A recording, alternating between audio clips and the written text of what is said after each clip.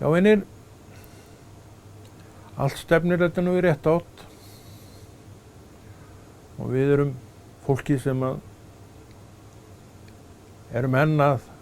horfa til jólanna. Erum kannski fólkið sem keyptum okkur jóladagatal og þú horfir á dagatalið og telur hvað eru búið að opna marga teninga og þú kíkir inn í hvern kassa fyrir sig og ég vonum að einhver hafi gleymt að taka úr honum það sem var, en það ekkert, þetta allt hirt í jafnóðum og þú opnaði, núna varst heppinn og gast opnað daginn í dag fyrir þig og það í honum moli sem þú ert snöggur að stinga upp í þig og þú mátt það. Þetta bara eign fjölskyldunar og sá sem opnar hann á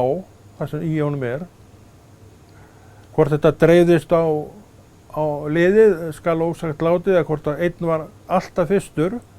en hann var það ekki núna því að þú varst á undan honum. Hafi einhver einn verið alltaf fyrstur,